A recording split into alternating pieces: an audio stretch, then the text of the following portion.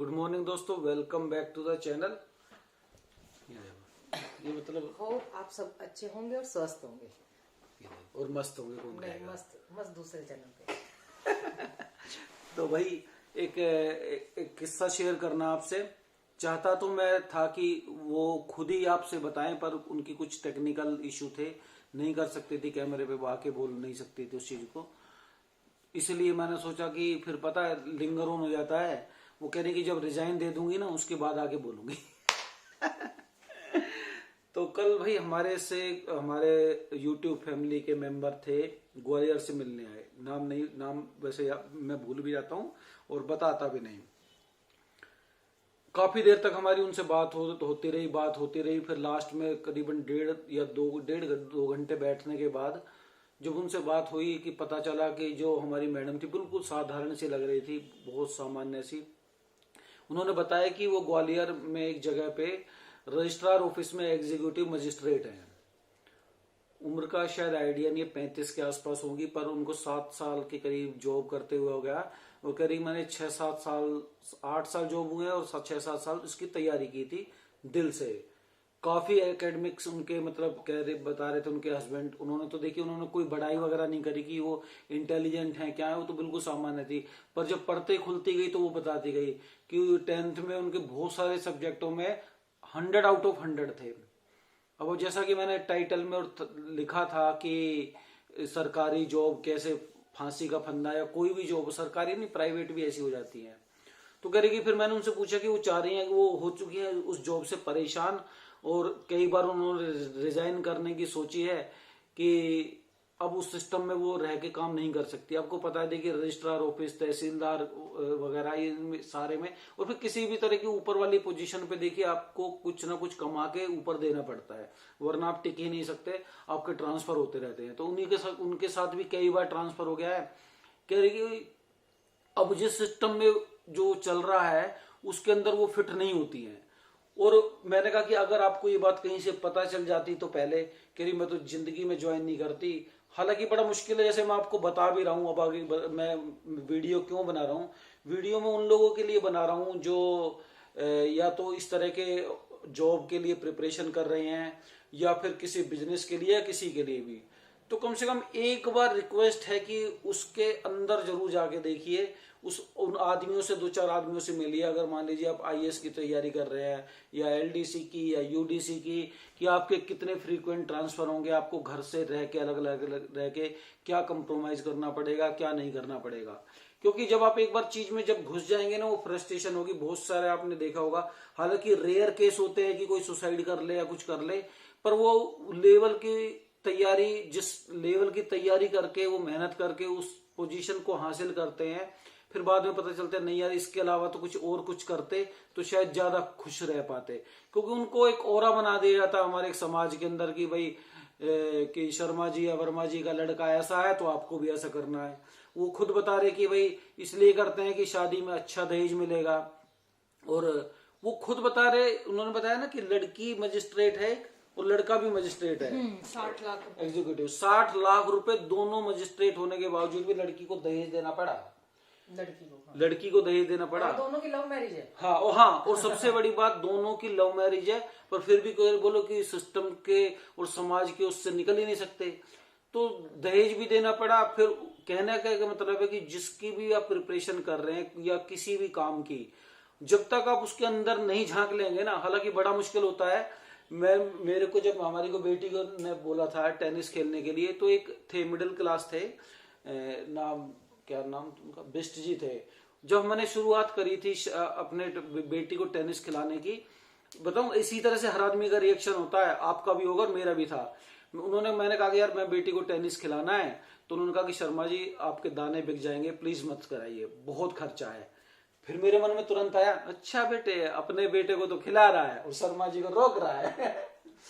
फिर हम कूद गए टेनिस में। पहला नुकसान बताता हूं क्या हुआ कि टेनिस की बॉल उस समय आज से लगभग 10 साल 50 रुपए की एक आती थी।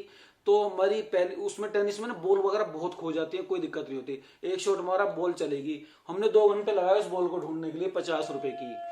फिर लास्ट एज क्या आई थी जब हम टेनिस खेलते खेलते 5-6 साल हो गए, मैं बेटी को बोलता था कि तू बॉल में शॉट मार, इधर जाती है, चाहे तू 500 रुपए की 1000 रुपए की बॉल खो दे, कोई दिक्कत नहीं है, पर तेरा टाइम इतना है प्रैक्टिस के लिए कि उसमें ढूंढने में बर्बाद नहीं करना है। हाँ, बहुत सारा पैसा लगा हमारा को, हालांकि मेरा एक मोटिव था कि बच्चा टेनिस प्लेयर बने या नहीं बने, मेंटली और फिजिकली बहुत स्ट्रांग हो गई। और आज ही वो मेंटल और फिटनेस स्ट्रांग होने का मेरी बेटी का है कि वो आज 4 साल से कनाडा में विदाउट पेरेंट्स सरवाइव कर रही है, वरना शर्मा जी छोड़ छाड़ के भगाते हैं अब तक तो, और वो इतनी हिम्मत वाली बन गई है सिर्फ उस खेल की वजह से। तो मेरे बैक माइंड में ये था कि चाहे प्रोफेशनल बने या ना बने, मेंटली काफी स्ट्रांग हो जाएगा। आपने पता है कि आमतौर पर स्पोर्ट्समैन बहुत स्ट्रांग हो जाते हैं, ऐसी वो है भी।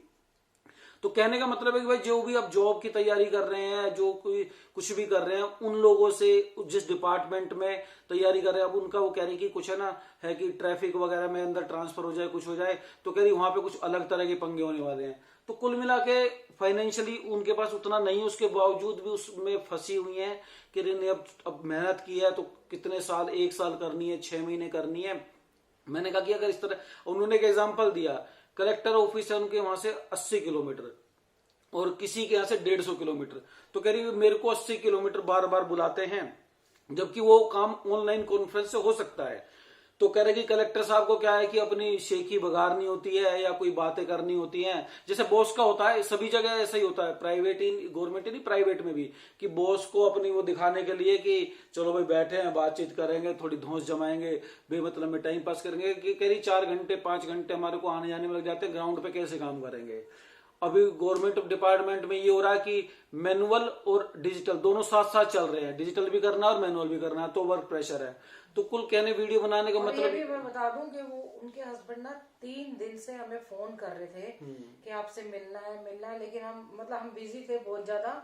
और जैसे यहाँ आए ना तो बिल्कुल नॉर्मल, हमसे भी मतलब ऐसे लग रहे थे कि सीधे साधे गांव से कहीं आए हैं। हाँ, गांव से ऐसा लुक ही नहीं लग रहा था कि वो मजिस्ट्रेट, डिप्टी एग्जीक्यूटिव मजिस्ट्रेट के लेवल के हैं। इन्होंने मेरे को बताया तो मैं तो शॉक रह गई उनको देख के, लेडी को, कि मतलब इतना सॉफ्ट स्पोकन और बिल्कुल सीधी सादी एकदम से लेडी थी। एक तो होता ना कि सॉफ्ट में भी आप सीधे हैं, पर उनका कपड़े, इसका व्यवहार का, और सोचिए कि हमारे जैसे एक सामान्य से यूट्यूबर को वो 3 दिन से ट्राई कर रहे हैं कि फॉलो करके बातचीत कर लें। हमारे घर भी आए थे, हम उस टाइम मिले नहीं, वो कह रहे थे आपका घर तो हमने देख लिया, फिर कहते आप गंगा जी मिल लो, फिर मैंने कहा नहीं, इतने चक्कर लगाए, तो मैंने बोला और हमने किसी उनके हमें पता ही नहीं था कि उनका डेजिग्नेशन क्या है। डेजिग्नेशन देख के तो वैसे भी नहीं बुलाते, मतलब पता ही नहीं होता कि कोई, लेकिन उन्होंने जब बोला ना कि मैं आज आप मिलेंगे, मैंने कहा आप घर आ जाइए प्लीज।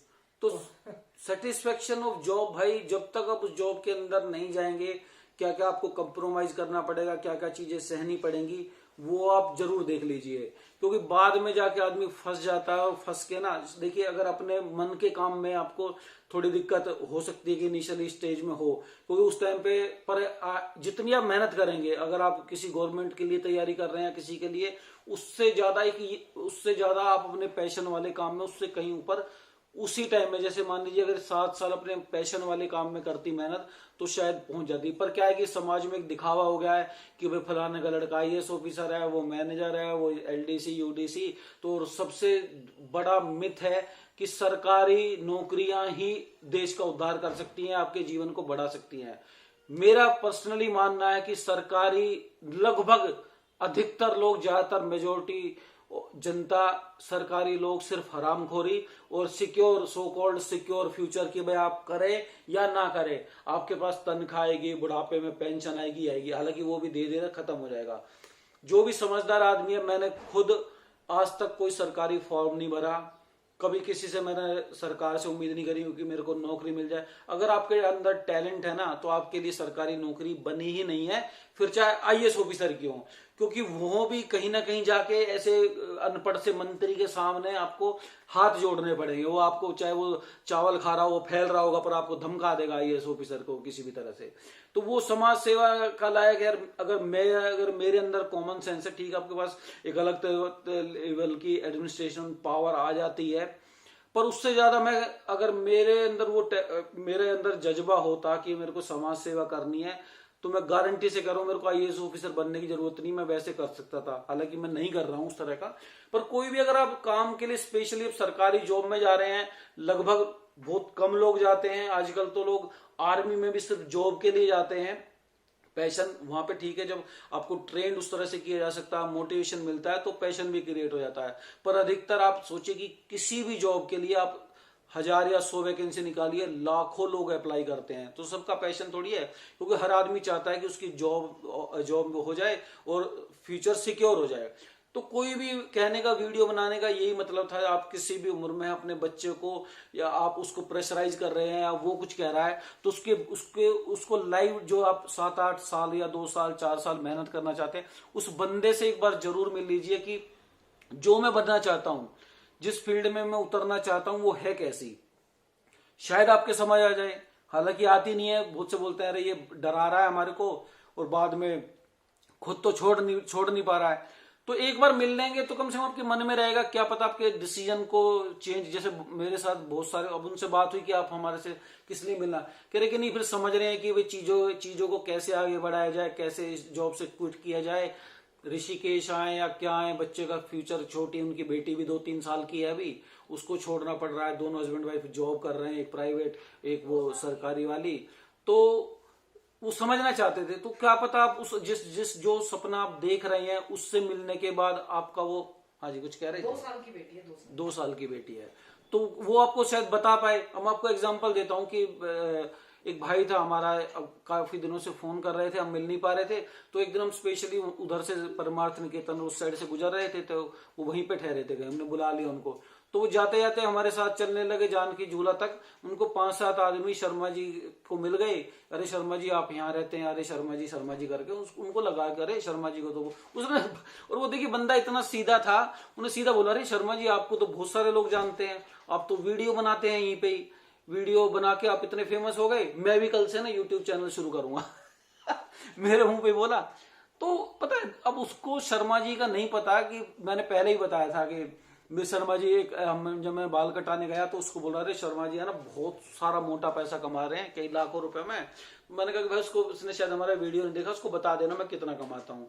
मैं 10,000 से लेके 20,000 जैसे जैसे व्यू अगर आते हैं उसके बीच में कमाता हूँ।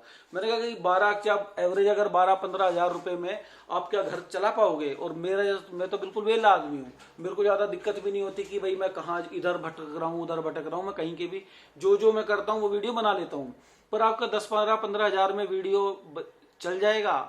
आपको फ्रेंकली बताता हूँ, जब मेरे जो मेन चैनल है उस पर 10,000 व्यू आते हैं हर वीडियो के अंदर, मैं डेली डालता हूँ, तो लगभग 15 से 17-18 हजार के बीच में आएंगे। अगर उससे कम आते हैं तो वो एवरेज फिर वो 12-10 से नीचे 8 भी चली जाएगी।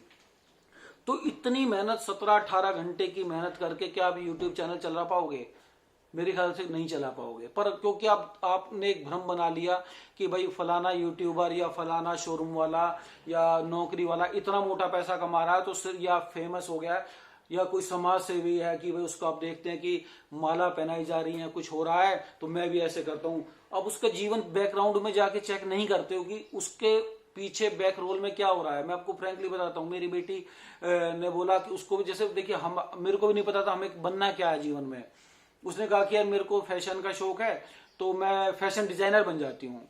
मैंने अपने भाई से, एक है मौसी का लड़का, उनकी कुछ फैशन डिजाइनर जान पहचान, मैंने कहा इसको बैक सीन दिखाते हैं कि फैशन डिजाइनर का असली मतलब क्या होता है। हमारे वहीं पे शाहपुर जेट है, वहां पे बहुत सारे डिजाइनरों के बड़े बड़े बुटीक वगैरह हम लेके गए। बुटीक बाहर से तो बहुत सुंदर है, अंदर उसके टेलरिंग होती है, टेलर सिलाई सिल रहा होता है। और हर फैशन डिजाइनर को वो सिलाई आना बहुत जरूरी है, आपको पैटर्न खुद काटना है, ये करना है। मेरी बेटी ने देखा ये काम करना पड़ेगा, उसने आइडिया तुरंत ड्रॉप कर दिया। तो जब तक आप उस प्रोफेशन से उस जगह पे मिल नहीं लेंगे ना, उन लोगों से मिलिए, थोड़ा उसमें टाइम डालिए कि अब जैसे जो ऋषिकेश आने से पहले या कोई भी काम करने से पहले आप उन लोगों से जब आप लाइव एक्सपीरियंस ले लेंगे ना, चाहे आप माने या ना माने, कम से कम 2-4 लोगों से ऐसे मिल लेंगे, वो आपको सही मन की व्यथा बता देंगे। बहुत सारे हो सकता है झूठ भी बोले, हो सकता है मैं भी झूठ बोलता हूँ। तो आप 2-4 से मिलेंगे तो आप एक कंक्लूसिव रिजल्ट पे पहुंच जाएंगे कि भाई मेरे को करना है या नहीं करना है। जैसे मेरे जीवन में भी बहुत सारी चीजें हुई, अगर पहले पता चलती तो मैं शायद नहीं घुसता। हालांकि हमारा तो कोई पैशन था ही नहीं, वो स्टोरी कभी फिर बताऊंगा। तो इस वीडियो को बनाने का मकसद यही था भाई कि आप जो भी जॉब कर रहे हैं, जो भी कर रहे हैं, आप पैशन से करेंगे ना तो बहुत बढ़िया है, वरना आपको दिक्कत आएगी। और फिर जिंदगी का वो हो जाएगा, तो ज्यादा ही हो जाएगा, वीडियो लंबा हो जाएगा। वीडियो को मेरे ख्याल से यहीं खत्म कर देना चाहिए। हेलो श्रीमती जी, एंड कर दो आज तो इस वीडियो, इस वाले चैनल पे भी।